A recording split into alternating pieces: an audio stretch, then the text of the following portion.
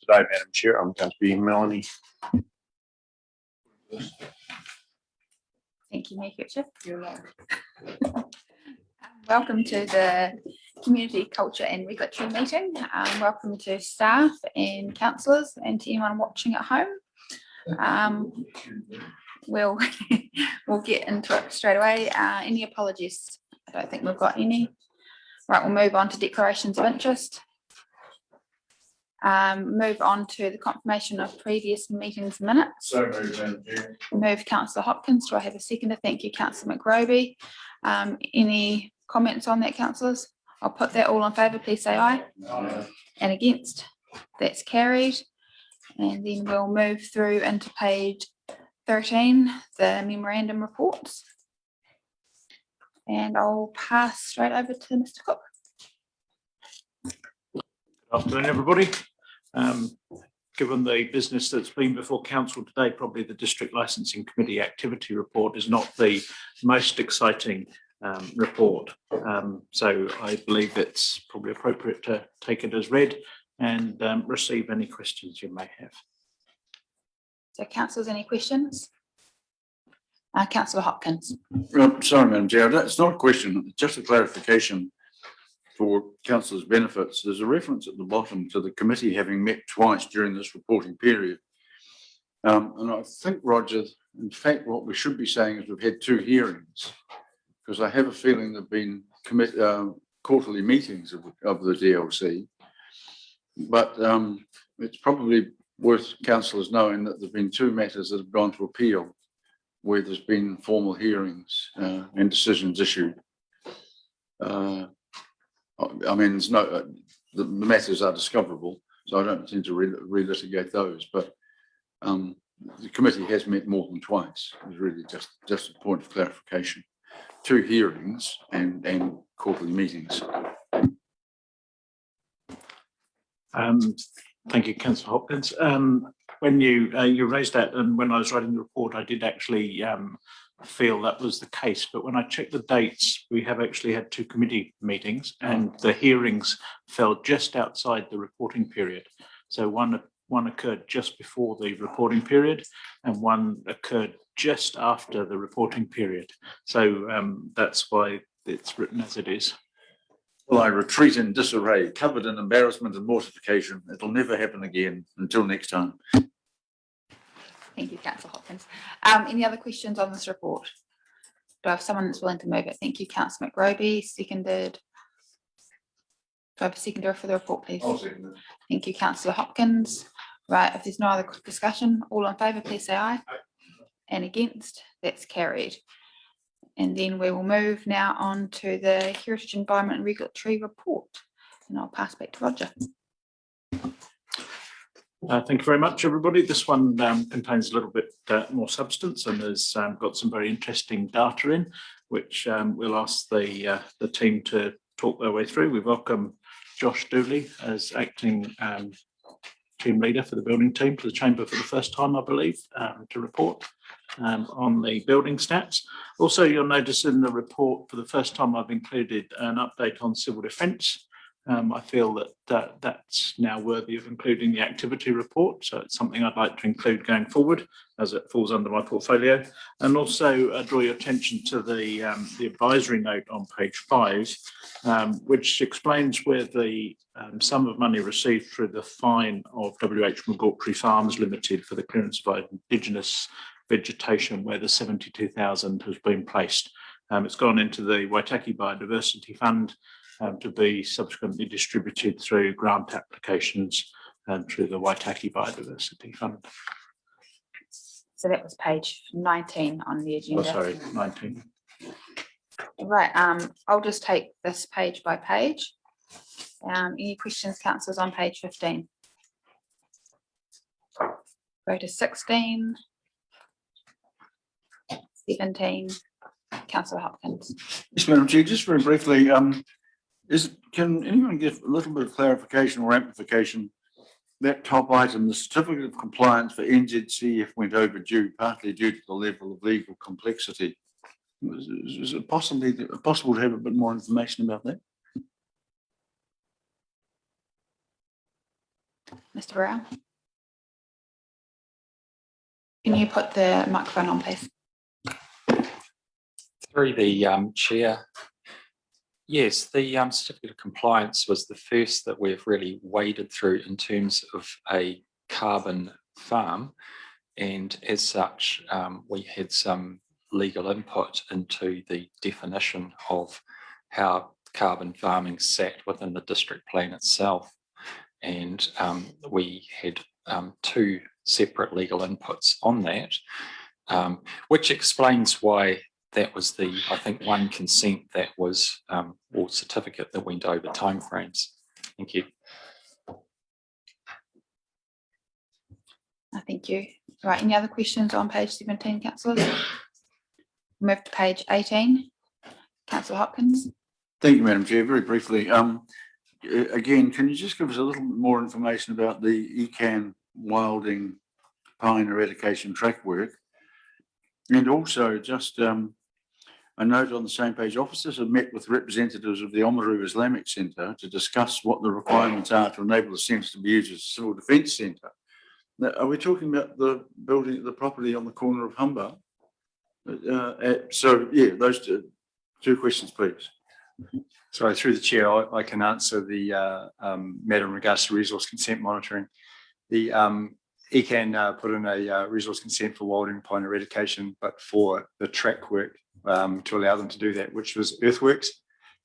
So in regards to the earthworks, for them to be able to carry that out, we were monitoring that as part of their consent.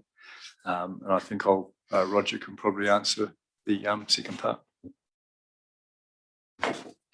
Yes, I can talk to the Islamic Centre point. The Islamic community contacted us at the time of the Canterbury flooding event when the road was blocked, and asked if they could open as a civil defence centre. Because they hadn't been through a sort of formalised assessment process, which is required to open as a formalised civil defence centre. We met with them and we've talked to them, and that is why you'll see the next item is that two courses are being promoted where they can become identified as a future civil defence centre for their community and other members of the community. Oh, so it would be a civil defence centre for the Islamic community, not our civil defence. I took it to mean that it would become our CD centre, but that's not what you're saying. In the event of a civil defence emergency, you tend to get community organisations want to establish their own civil defence contribution, and we want to build that network, identifying that sectors of the community are harder to reach in some situations like this, and we also want to take up any opportunity that's available to offer such facilities. Just around the two courses being promoted by Safe Waitaki Network, who are we sort of aiming that at, and are we getting much response to that? I don't have the current response levels to hand, but this is really for anybody who has a facility and they want to offer support in the event of a natural disaster or other event. So the things we need to be careful of is if they're wanting to offer overnight accommodation, it needs to be to a certain standard. The individuals that run it need to be police checked to make sure that it's suitable for us to direct people to. So we need to have a number of trained people in that area, and it will help increase the capacity in the town and district, obviously, if there is a natural disaster that we have to respond to. Thank you. Any other questions on page 18, councillors? All right, we'll move to page 19 and 20.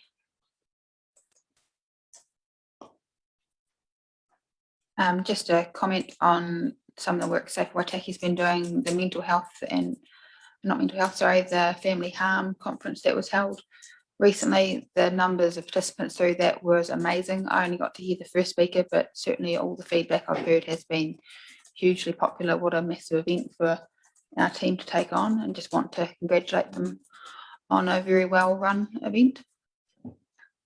Any other comments there on page 20? Right, move to page 21. Just pointing out that the Mayor's Task Force for Jobs, and I think we've half discussed it previously, but whether or not the things like our struggle to find staff at the pool, whether that can be part of that that employment outcomes that we're looking at, whether they can work in with that, because obviously that's something that's an ongoing issue that we need to address.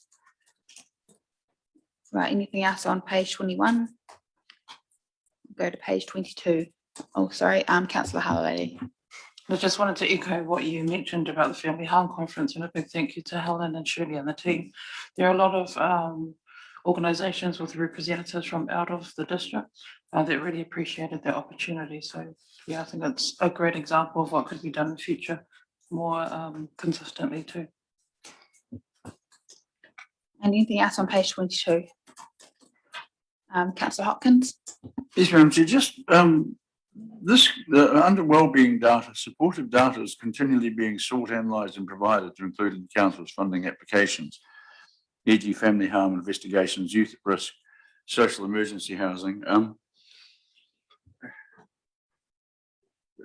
Who's collecting it, and is there a cost associated with that, or is it freely available government information? What is the data we're getting, and what advantages has it given us in terms of those social and emergency housing applications, or funding applications, I should say?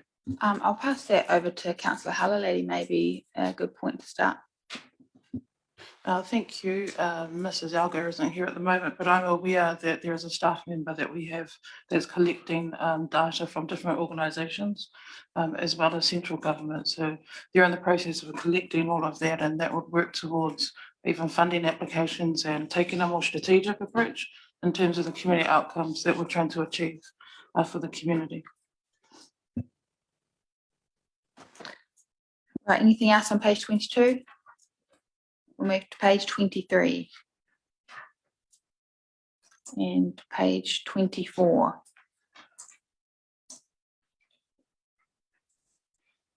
All right, page 25. Sorry, I was just trying to read my notes. Page 26. Oh, sorry, Councillor Hopkins. Yes, 25. 13th of April 2021, commercial forestry by Letna for approximately 1,570 hectares. That is a commercial forest, not a carbon forest. Is that correct? Just I'm seeking absolute certainty on that. That's all. I'm going to say on record, but from memory, that it is a plantation forest. Yes. Thank you. And just sorry, I should know. 94 Thames Street. What's the heritage building that's being upgraded there, please? At the bottom of the page.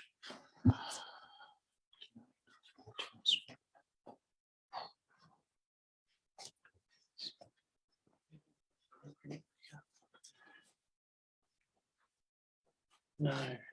2, 3. Yep.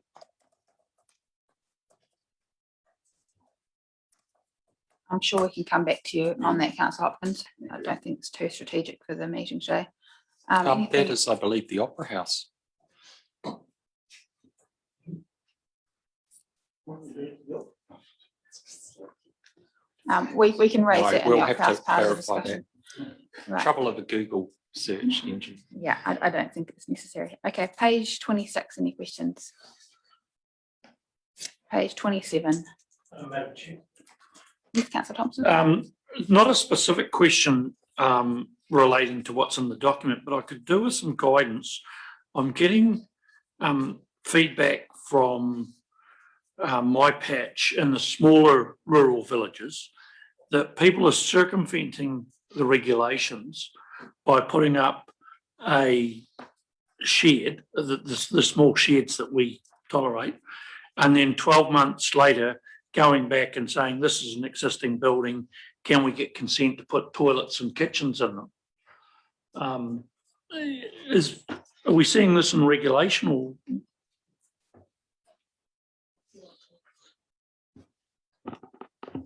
Councillor Thompson. Essentially, there are exemptions in place where someone can construct buildings of a certain size. They do not need to come through us. If they wish to put things like plumbing or turn it into a sleep out, they would then need to come in and talk with us and undertake a building consent for that work. Does that answer your? Yeah, I understand, but what ratepayers are saying is that people are actually using this as a way to circumvent the regulations. And so in the likes of a Hamden, even Palmerston, we have almost squatter camps slowly growing on the basis of, well, I put up a shed, park my caravan beside it, wait 12 months, then I can get a toilet. It just seems to be a very fragmented way that is operating on the fringes of regulation. I'll comment here. They're not on the fringes of regulation generally. They're probably breaking the regulation. There, as Officer Dooley has alluded to, there are exemptions under the Building Act. There's a new set of exemptions released, I think, sometime last year, where they can build pole sheds without building consent up to a certain size. But as with anything, there's certain sections of the community that will push the boundary. And we're more than happy as a team to follow up investigations if they're reported to us, because there are requirements for building consent when that starts to become habitable accommodation. And I guess the best thing to pass on to those ratepayers is that it is an issue, and it'll become a greater issue if they want to try and sell their property in the future. Right, anything else on page 27? Page 28, 29, 30. Right, do I have someone who's willing to move that report, please? Thank you, Councillor Hopkins. Seconded, Councillor Halalali. Right, any other questions or comments? Right, all in favour, please. Sorry, Mr. Cook. No? After the paper, right. All in favour, please say aye. Aye. And against, that's carried. Mr. Cook. I'd just like to say that although we have a number of workshops scheduled over the next few weeks, I believe this might be the last CCR committee that Mr. Burrell will be joining us for. As you'll know, that I recently sent out the fact that he had resigned from Waitaki District Council and moving to the other side of the Waitaki River. How dare he?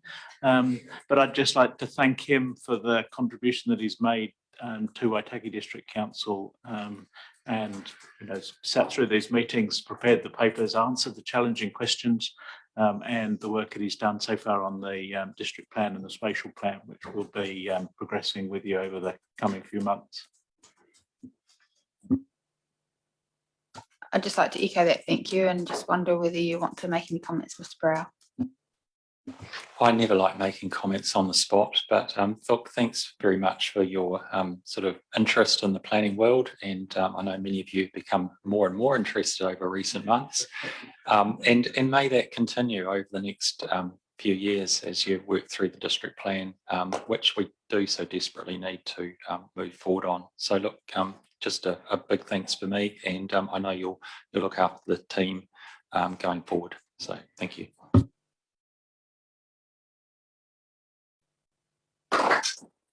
Wishing you the best of luck moving forward. Now we'll be doing a quick changeover of people. Thank you very much, team, and we'll be inviting the people and culture group members up.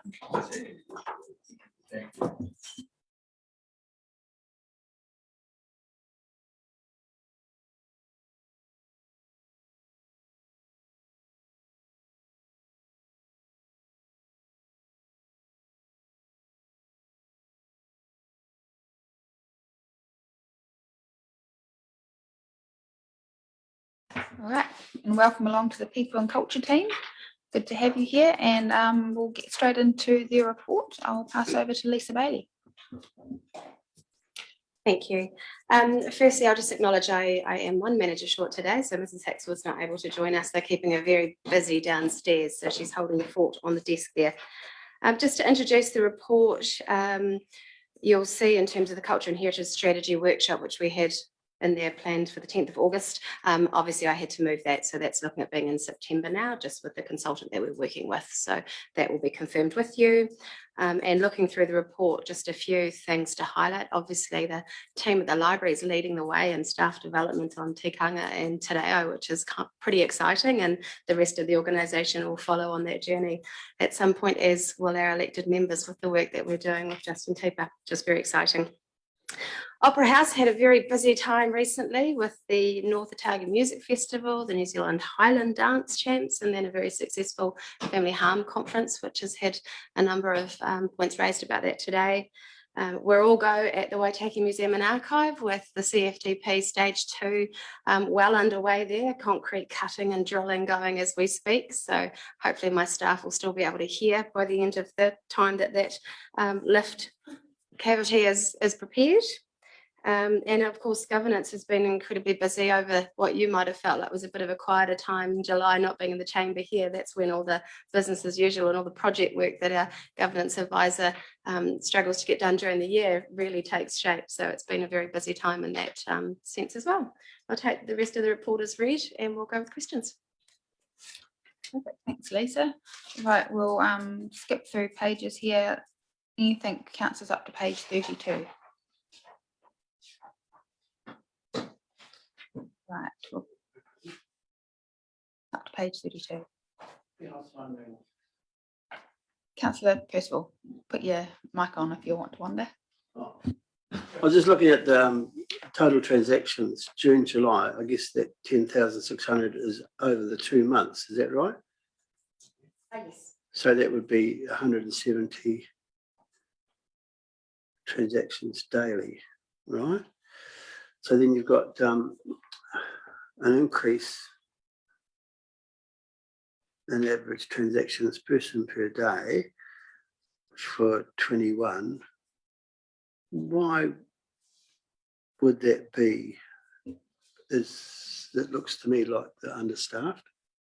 It certainly is. There's less staff there than there was last year, so that per person statistic in HQ is higher, and it is actually also lower in Waihemo as well. So the Oamaru customer liaison team have been picking up quite a bit more in terms of the call traffic. So that has also added to that higher statistic. Thank you. Right, councillors, anything else up to page 32? We'll go 33 and 34. Councillor Hopkins. Yeah, it's probably, well, I just noticed with some slight sense of concern, this reference at the end to libraries providing essential scaffolding, whatever that means, but then saying that our libraries are being repositioned to reinforce this perspective and align activities to the 4 public libraries of New Zealand literacies, those being well-being, culture, digital and financial. And I'm just wondering, where's reading? Where's love of books? Where's knowledge? Some of the traditional things that the 19th century philanthropists actually set libraries up to do and deliver. So through the chair, Councillor Hopkins, to answer your question, the underlying mandate of Public Libraries of New Zealand is literacy for all, for literacy for life. So that goes without saying. It underpins knowledge, information, reading. The love of reading underpins everything that we do. These are specific literacies that Minister Taniti, as part of the Department of Internal Affairs and their mandate for libraries, has endorsed through the Public Libraries of New Zealand, and it underpins a transformation that's been happening in libraries probably for about the last 10 years, a real focus on not just provision of reading and information, but being able to make sense of that information and sense making. Further to that is the whole role of libraries around building social cohesion, and that's in alignment with the Waitaki District Council strategic framework around building sustainable, safe and well communities. Thank you. Did that answer your question, Councillor Hopkins? Perfect. Right, anything else up to page 34? Right, up to 35. Right, we'll move on through the pictures. Up to 37, councillors. And 38. Councillor Hopkins. Madam Chair, it might be worth, I don't know who will oversee this, but I noticed that one of the questions we have in our annual surveys is that 80% of residents are satisfied or very satisfied with library services. And it did occur to me, since the last survey showed that only 49% of residents actually use the library, maybe the question we should be asking in the surveys is whether 80% of users are satisfied rather than 80% of residents, given that that's a higher percentage than actually have visited the library, according to the latest set of stats we have. It's just a suggestion. Actually, through the chair, can I please respond to that? I've actually got an issue with some of the information that was pulled up in the resident survey, because we actually had an increase of about 5,000 people through the library last year visiting the library. So our stats show that we had 101,000 visits to the library last year. So I've actually gone back and actually queried the methodology of that survey, and I'm waiting on a response for that.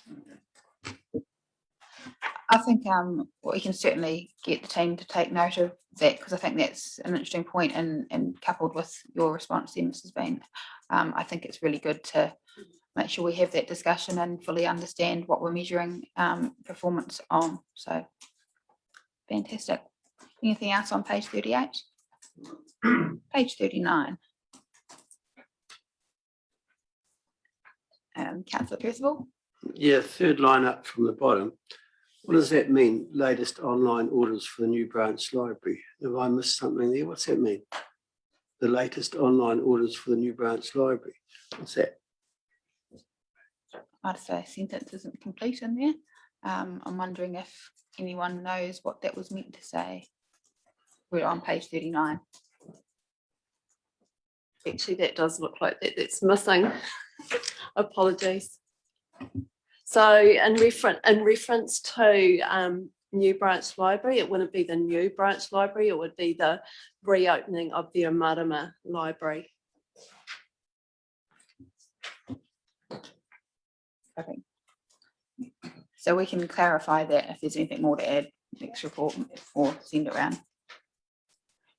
Anything else on page 39? Page 40. Page 41. 42 and 43. Right, we'll move now on to the Opera House. Any questions on page 44, councillors? Councillor Hopkins. Not a question, but a comment. A comment and a question. Great numbers for June and July this year, Francis. How's it looking August, September through Christmas?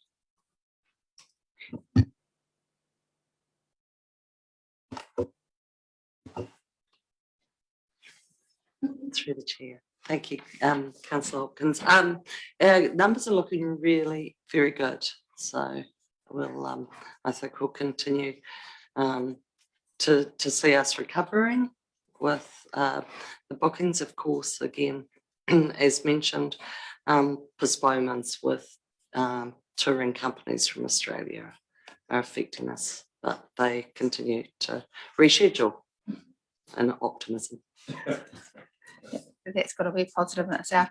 I was just wondering how the new how the new system was going with tickets, and whether or not you've seen any risks in that, or it seems to be working out as planned.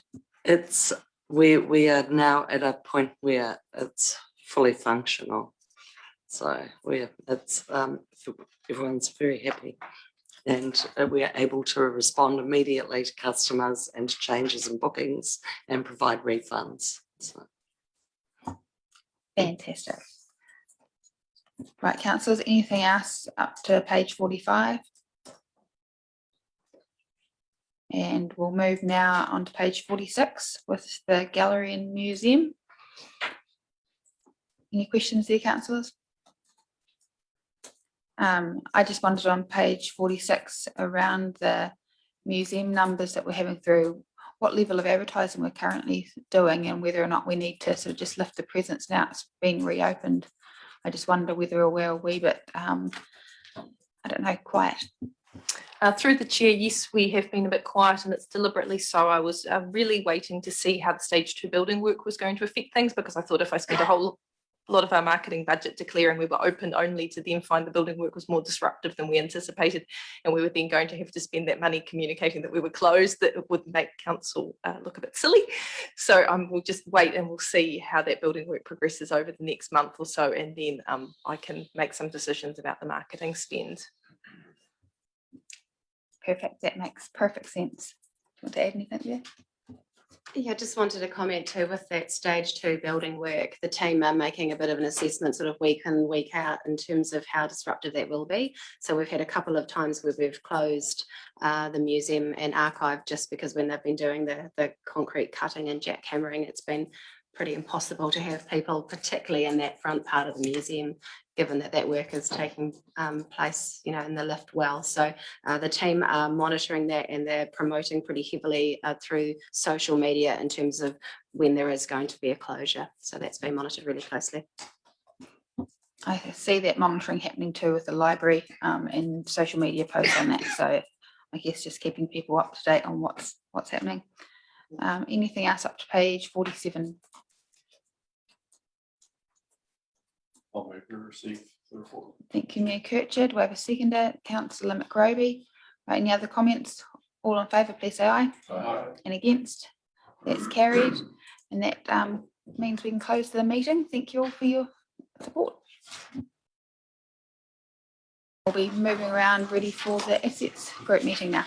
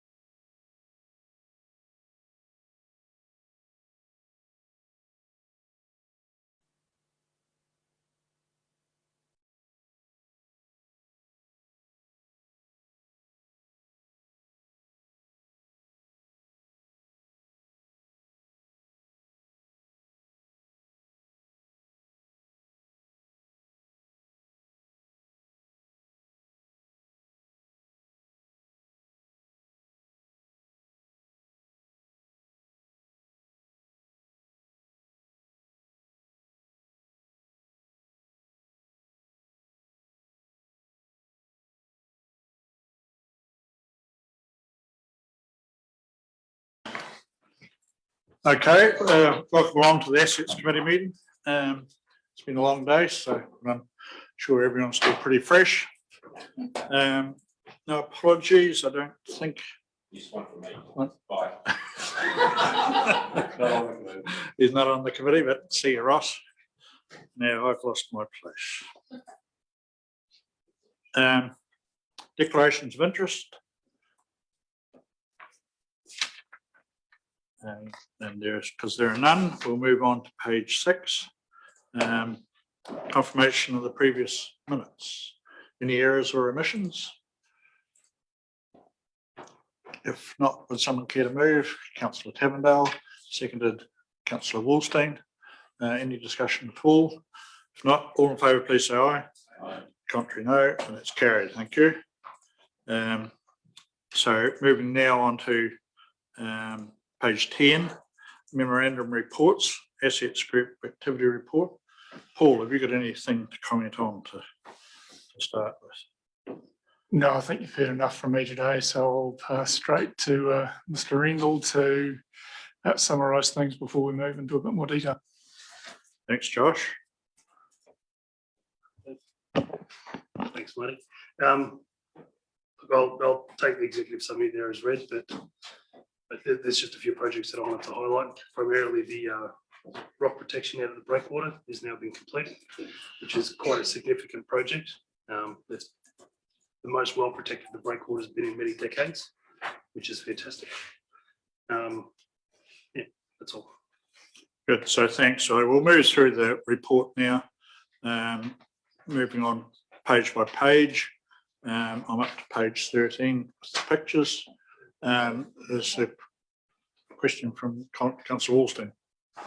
Yeah, thank you, Chairman Bill. Yeah, Josh, the Beach Road, that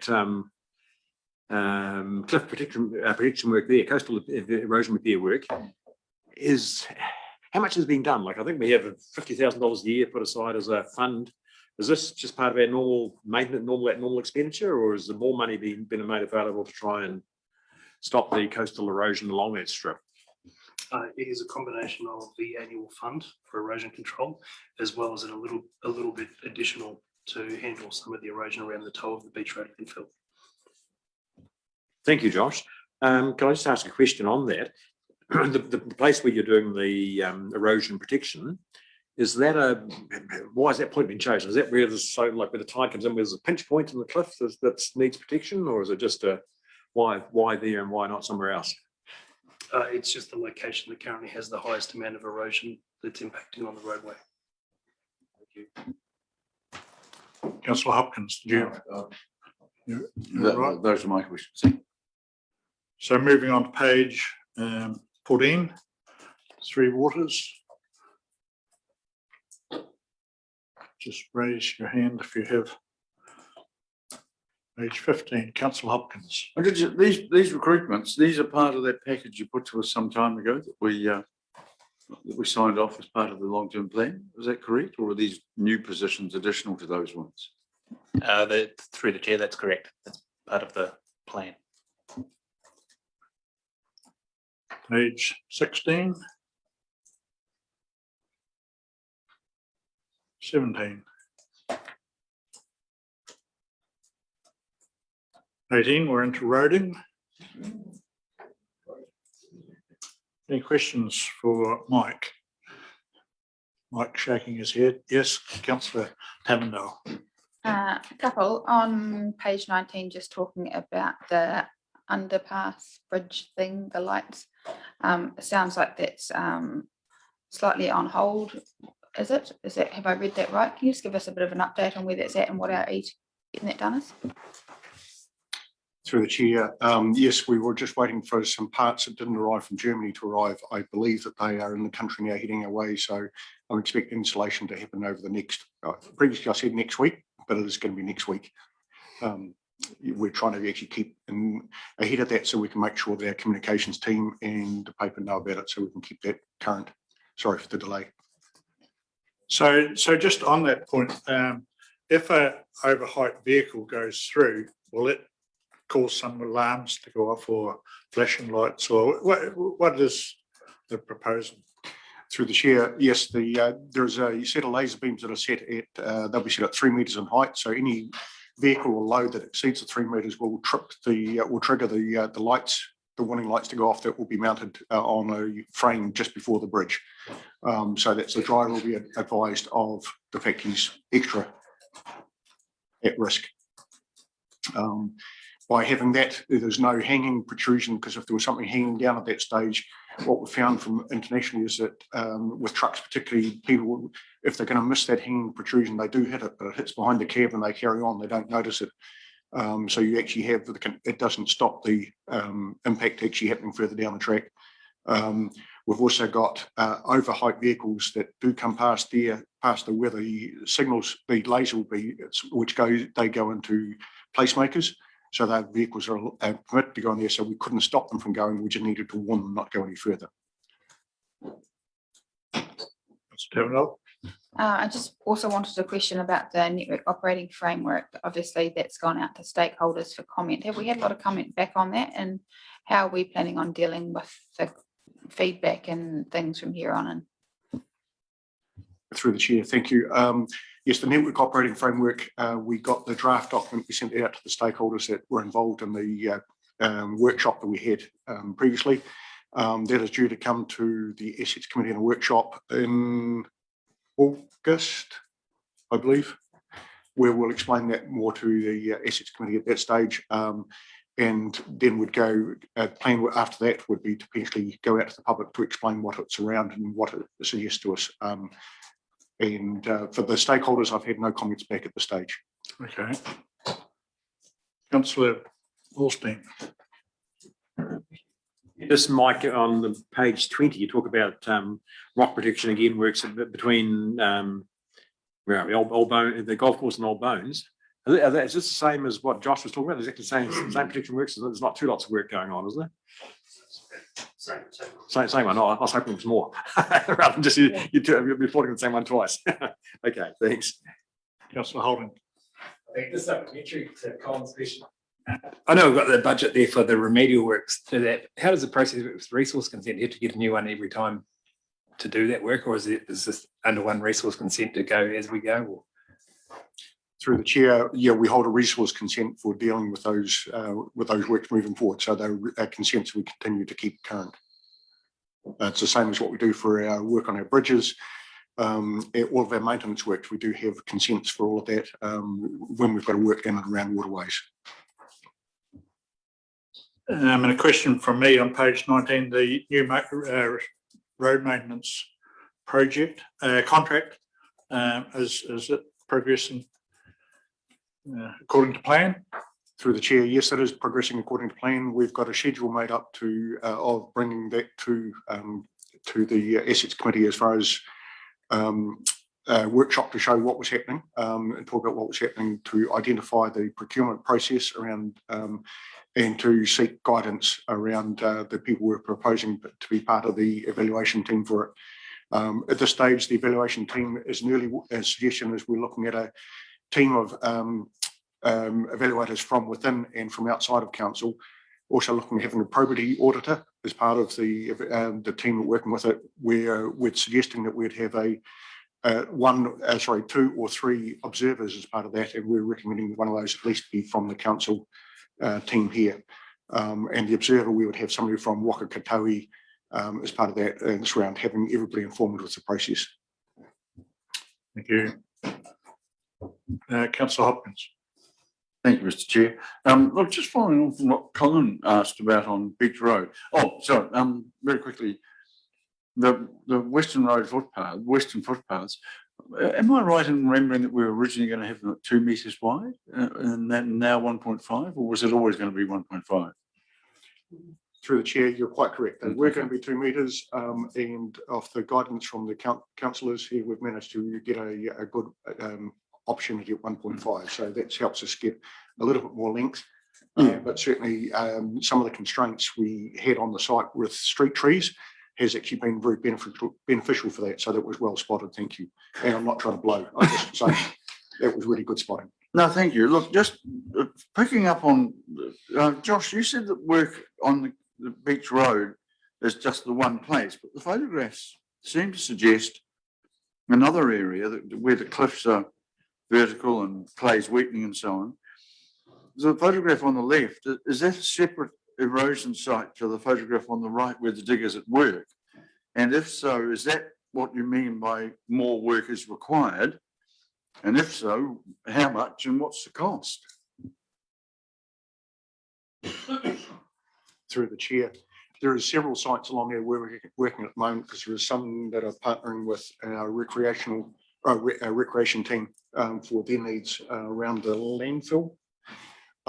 So we're going through a number of those at the moment. They're all ones where there's significant undermining or overhanging going on. So that work there is dealing with the low-level scouring of the water, but also dealing with the overhanging sides and creating a medium for natural grasses to actually grow there as part of the stabilisation. Councillor Williams. Obviously, this is a huge problem. Sorry, microphone police. This is a huge problem that's not going away. And, you know, we've kind of got a bit of a band-aid approach going on, which is cool. I understand we're a small council and we can't afford big ideas sometimes. However, we may need to start looking at some bigger ideas. The whole world is having issues with coastal erosion and have all sorts of different measures in place in order to sort of prevent it happening. I was talking to someone the other day. They're talking about this concept where you start building out rather than filling in the coastline. So changing the flow of the, you know, the pressure coming in on the coast, and they're adamant that would make a huge difference here. They're a local surfer, so of course been studying our water flows for some time, and maybe it is time we started looking at some bigger ideas, because we, as a council, that's what we do. We take a picture from looking way back and trying to prevent this for a long way forward. I can't see how this is going to last very long. And looking forward with our climate issues and not going away. I'm just concerned we're just taking a very short-term look at what's a huge problem if we are looking after our environment for future generations. Have we looked into bigger ideas? Quite a hard one for you to answer, Mike, but you can have a go. Through the chair. It's very valid to actually say that it's not going away. Climate change is something that's going to continue to challenge us, and the coastal erosions and river erosion is going to continue to be with us. I think before my time that the council made a decision around the short term, at least, or the current process for dealing with Beach Road, which was a manage it as long as we can in the current form and deal with it as it comes through. So we're still continuing to do that.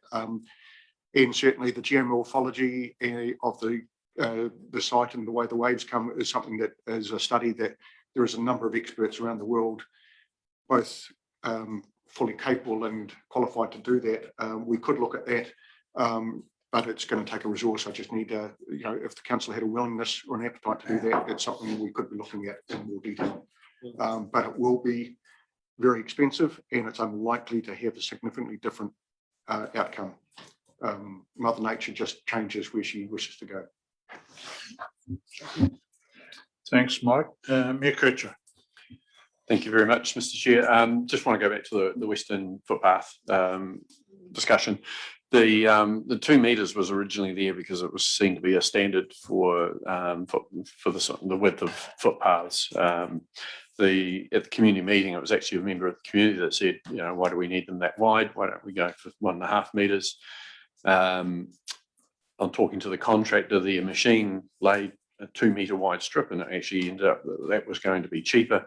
But I think staff had further discussions and worked out a way, or Whitestone worked out a way, I think, that they could do 1.5 metres at a cheaper rate and allow the community to have more footpaths for their money. So as much as councillors have lots of wonderful ideas and so on all the time, I don't want them to get credit for something that they didn't do in this case. But actually, it is a sign that we were listening to the community, and officers found a solution that worked. So I thank officers for that. Good, win-win. Anything else, post Councillor Austin? Yeah, thank you. Thank you, Chairman Bill. I'm sorry to harp on about the coastal erosion, but just a question. A wee while ago, Mike, there was rock protection being done at O'Reary Point, and now this is between old Bones and the golf course. So was O'Reary Point, was that last year's money, and then this is this year's money? Is it O'Reary Point just south of Borday Bay, which at the present time is a bog for the campers? But never mind, that's another topic. Through the chair, I'm not comfortable providing an accurate answer on that. In my 2 years here, this is the first time I've really had any knowledge of those protections. So I would suggest that the previous work would have been almost 2 years ago, thereabouts. No.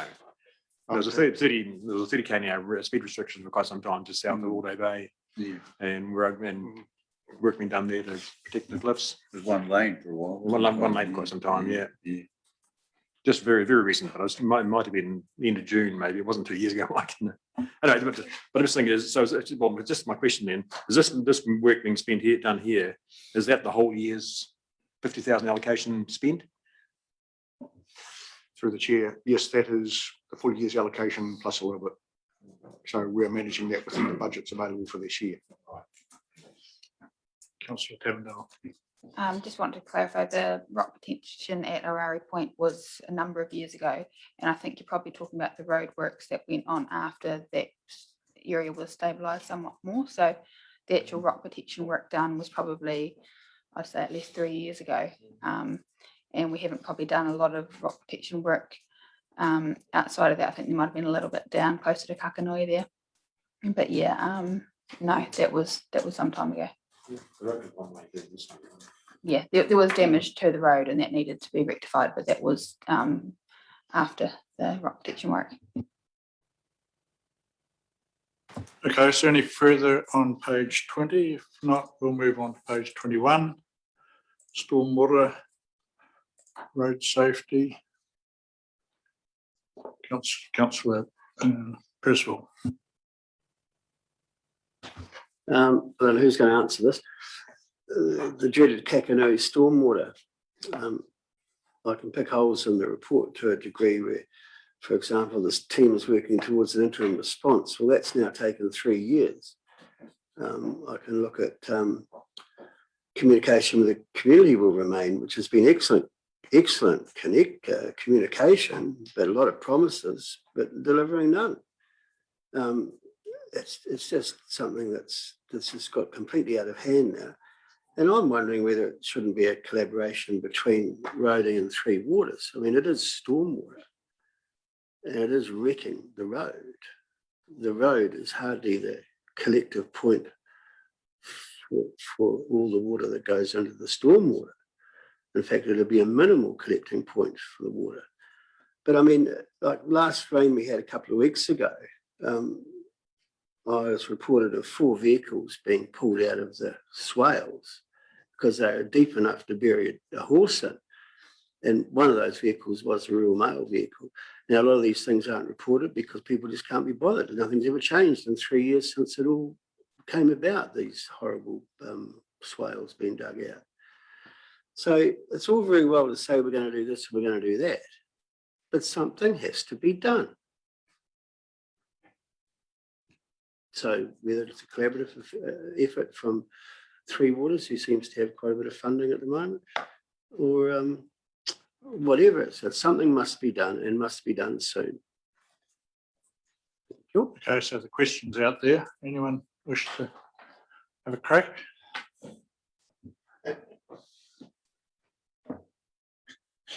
Thanks, Mike.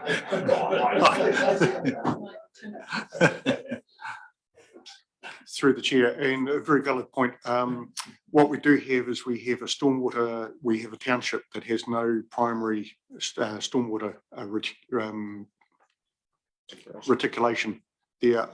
Generally, roads are designed around providing secondary flow paths. The primary flow path doesn't exist there. Marty from Three Waters may be able to add more to that around the stormwater management planning proposal or possibility, but it's sort of I think in many cases it will come down to a direction from council for us to actually allocate time and resource to work that up. Trying to manage it at the moment is that if we're going to try and manage the primary flow paths in the secondary flow path area, then that's a very big compromise, and that's okay to do it, providing that we know that it's only a stopgap band-aid type measure. I'm not sure if I can add too much more to that.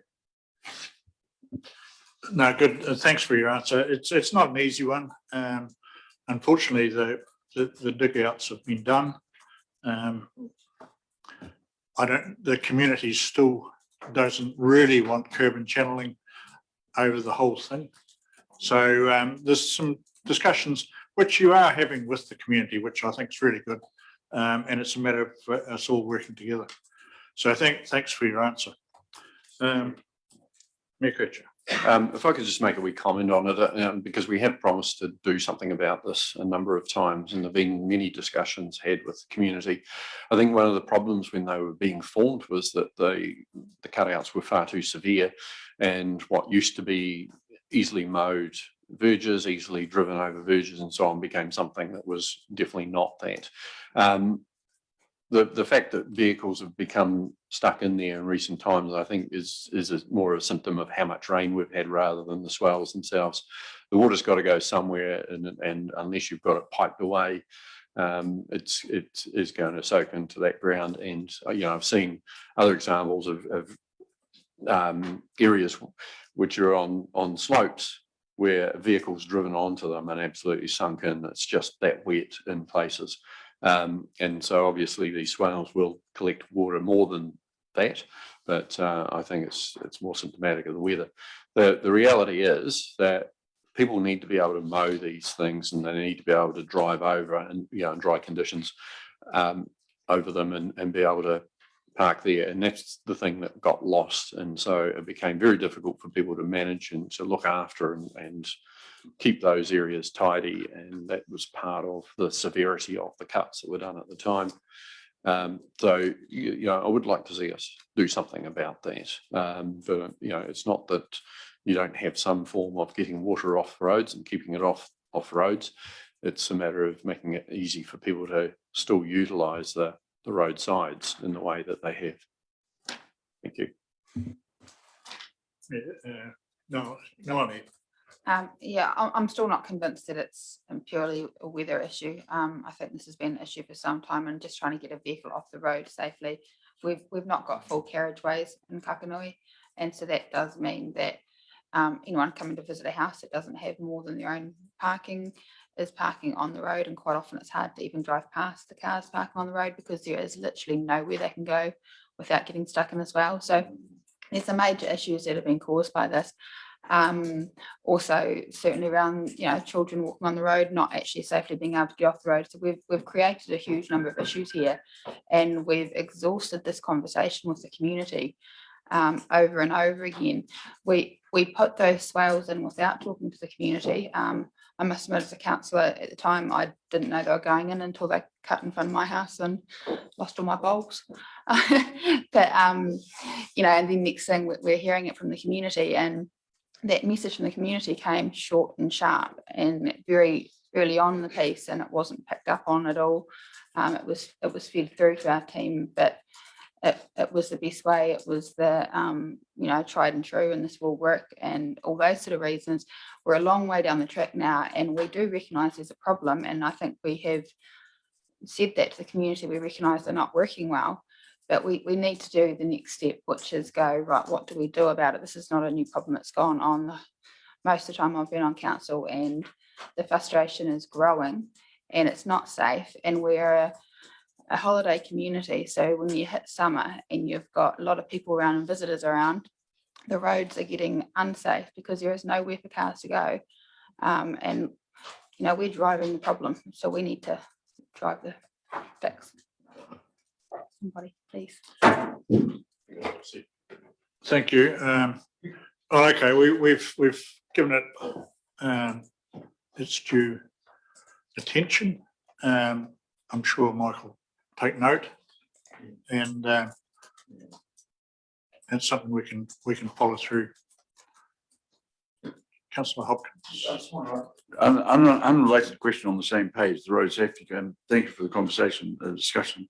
But at the time of writing, the district has had 2 fatalities and 12 people have been seriously injured. Is that for the year to date or for the reporting period? Please.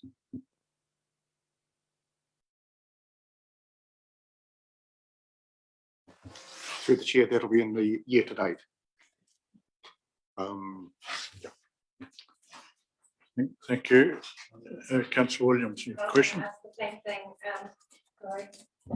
I was going to ask the same thing, but further to that, how we refer to it, the Road to Zero, this is a public report, the Road to Zero, we have a target of only 11 people being killed or seriously injured. I just think maybe we shouldn't refer to it as like that's our aim.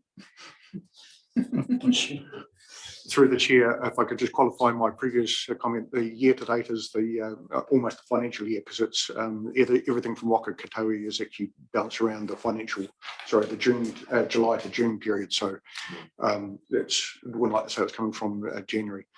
And yes, the target is something I struggle with. That is something that's comes from above that we put upon us. If we look at targets, that's a very, very bad state of things. And over recent times, we look with angst and real pain at what's just happened in Timaru, and that could very easily happen at any one of our rural areas tomorrow. So that's something that we've got to recognise, these things do happen. Councillor Austin. Yes, thank you. Just to follow right up on that. So what you're saying, Mike, is that's this financial year. So the 1st of July, so that's just the month of July, we had 2 people killed and 11 injured for the month of July, because this is report dated 10th of August. The financial year starts on 1st of July. If you No, previous. It was the previous whole financial year. Oh, okay, that makes more sense. Thank you. Okay, anything further on that? We'll move now on to page 22. 23. Recreation, page 24. Councillor Taverneau. Just the usual message we're getting lately from the pool. I'm just wondering what we're doing differently to fix the same problem. Through you, Mr. Chair, differently, well, we're still trying to recruit and fill vacancies. We've had a abnormally bad run of flus and sicknesses, and we've also had a number of injuries, not work-related injuries, but personal injuries at home, which has been a very bad run that we've put a lot of pressure on. So again, we believe there's light at the end of the tunnel. We don't believe it's a train. And we continue to try to recruit. We are, as part of our business, reviewing our normal operating hours. And if we can't successfully, I guess, recruit sufficient staff, we may need to actually come up with a permanent change to our operating hours. The other thing we can look at is something that other councils have done, and where they've introduced the living wage, so to speak, which would enable us to compete with the likes of Countdown and the Warehouse, who typically pay a living wage. But that's something we'd have to work through, I guess, with HR and the unions to look at that if council was keen for us to do so. I guess that's taking that discussion to a different level. What I'm asking is, if we're having trouble constantly recruiting, changing hours is a massive change in service for our community. And I would like to think that if we've got the complex there, it's being used and it's being well used. Surely there is reasoning when you can't get the right staff levels to talk about the pay scales in that area without having to look at a whole, I guess, council-wide program. Through you, Mr. Chair, I certainly wasn't necessarily referring to a council-wide program. We have our positions which are sized according to the process that we currently use. There would have to be a conversation, a process to look at that, and there is also a flow-on effect when you up your lower staff wages. Supervisors obviously want to maintain some sort of discrepancy or margin between them and others, and other staff start to ask the question potentially of why go through the angst and stress of being a supervisor as opposed to doing the other salaried positions. So there's repercussions that need to be considered and discussed through the process. Okay, so it's quite a major topic, and it's not unique to the pool. It's there's a lot of areas that are struggling recruiting. Councillor Hopkins. Just a very quick question on that. You mentioned on the aquatic centre staff shortages, and you talk about recruiting and training. So how many, what is the intended complement of staff at the aquatic centre, and how many people are we actually short? I don't know, is it meant to be 20 and it's actually 13, or what are the numbers, please? I can't answer that question in a simple form. There are a lot of casual staff, and there are a certain number of hours that we need to provide our services. We have to match the availability of staff to those hours, so it's not a simple head count. Yeah, I think the approach to staff wages is by using job sizing, it's a fairly limited tool. It doesn't take into account actually the availability of people to do the job. In this case, we've got a job which is, it's not a high skilled job, but it does require particular skills and particular physical ability and so forth. And, you know, we aren't getting the people applying for that. And to me, that becomes a market factor. It's not about what the size of the job is. It's actually about, you know, the ability to attract people. And that's where the ability to pay more actually becomes more important, as opposed to something where, you know, if you had to advertise a job and you've got 30 applicants and 10 of them would have been fine, you know, you don't need to put wages up in that case. But in this case, it seems that we are struggling to get the right people, and we should be looking at that, not just job sizing. Obviously, relativity does come into that, and if that's the case, then so be it. But you know, it's better to make sure that we're staffing things at the right level. If there is any change in the level of service, then yeah, I'd hope that that would come back to us. It would be good to know just how many people are using the pool, you know, in that last hour or so of each day, and whether it's worthwhile. I was there last week before. During that time, it's pretty limited use. You know, are we actually putting, you know, getting bang for buck with what we're doing? Is there a compromise somewhere between the hours and ability to pay people? I guess this is something that you'll be always assessing anyway. Lisa. Thank you. I believe I need to stand back somewhere about here, don't I? I just wanted to add that we have, what is that? Oh, I'm working now. Great. Just wanted to add that we have actually discussed this quite at length with officers, and we have agreed that we need to look at the whole remuneration policy as it applies to the aquatic centre, because clearly it's proving too difficult at this stage. Eric's quite right in talking about the evaluation process that we have, but we do have flexibility in that to apply certain policies if need be to attract in a particular market. We're also in the process of bargaining with the relevant union at the moment, and it's a topic that has attracted their attention as well. So there's quite a lot of discussion happening here. Rather than tailoring it to living wage, because we've already had those conversations, that doesn't need to be relevant, but paying remuneration levels that the market will find attractive is what we'll be focusing on. And I'm sure Eric would agree that if it came down to the point of having to actually address those service delivery levels of hours, that conversation very much will happen in this room. So thanks for that. Eric? Yeah, I'd just like to respond as well. I welcome this conversation, and I thank you for your support in looking at those options. Certainly, you know, Mayor Ketcher does have a point as far as those hours, and those are the hours that we are looking at currently to see whether they are providing value to the ratepayer. And certainly, this is the location or the venue that we would be having those conversations. So. Thank you. Okay, moving on to page 25. 26, 27. Councillor Holding. I just wonder if we get an update on the Awamawa Archway. Certainly, the archway, as far as the arch goes, has been demolished. As the report indicates, we need to do further work on the pillars.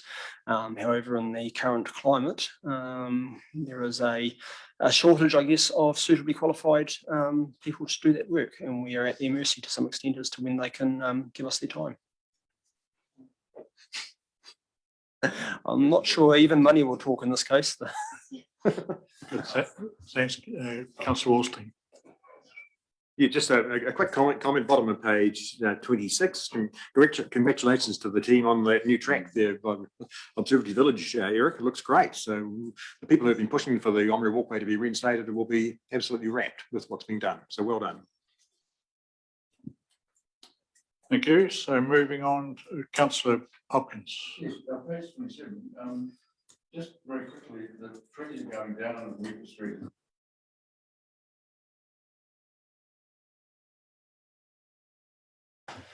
Through you, Mr. Chair, funnily enough, just reviewing this report before the meeting, I thought that question might come up. However, I didn't have time to talk to Lindsay, so I'll have to come back to you on that.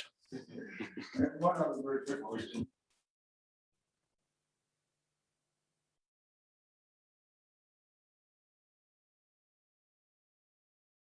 Sorry, the Omri Playground, prices to draft specifications for a construction contract have been requested of a local architect. I would have thought that might have been an engineer or a builder, just out of curiosity. Yeah, through you, Mr. Chair. Yes, it is an engineer that works through that architect's business. Thank you. Moving on to page 28. 29. 30, we're into property.